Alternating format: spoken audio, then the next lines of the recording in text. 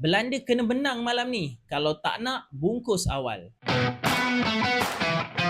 Untuk game yang lepas, Belanda cuma berjaya untuk catatkan keputusan seri menentang dengan Jepun. Pasukan Sweden pula berjaya untuk tewaskan Tunisia dengan keputusan 5-1 sampai kena pecatlah coach Tunisia tu. Tapi Ronald Koeman, jurulatih pasukan Belanda, meletakkan 100% kesalahan keputusan seri menentang dengan Jepun tu dekat bahu dia. Untuk camp pasukan Sweden pula, kita dapat tengok diorang memang betul-betul confident, tapi Graham Potter akui yang pasukan Belanda ni adalah satu pasukan yang lebih better daripada pasukan Tunisia. Frankie de Jong tak dapat main sebab sakit perut, Quentin Timber pun ada masalah injury, dan juga Memphis Depay masih lagi bergelut dengan tight injury. So ini adalah 3 player utama pasukan Belanda yang tak dapat lagi diturunkan untuk game malam. Untuk pasukan Sweden, orang lagi nak tengok Viktor Gyökeres dan juga Alexander Isak. Tapi sebenarnya pada aku lagi tertarik nak tengok Yasin Ayan. Dia ni adalah satu prospek player yang betul-betul bagus kompos dekat bahagian CDM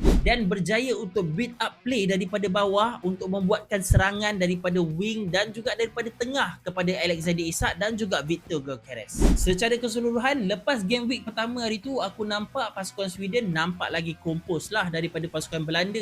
Manakala Belanda nampak masih lagi fragile dan juga taktikal yang masih lagi cacah merbak. Untuk game malam ni, aku predict akan ada high scoring draw. Aku akan letakkan prediction aku 2-sama. Aku nak korang komen korang punya prediction untuk game di antara Belanda dan juga Sweden ni. Cuba korang komen sekarang berapa skor korang.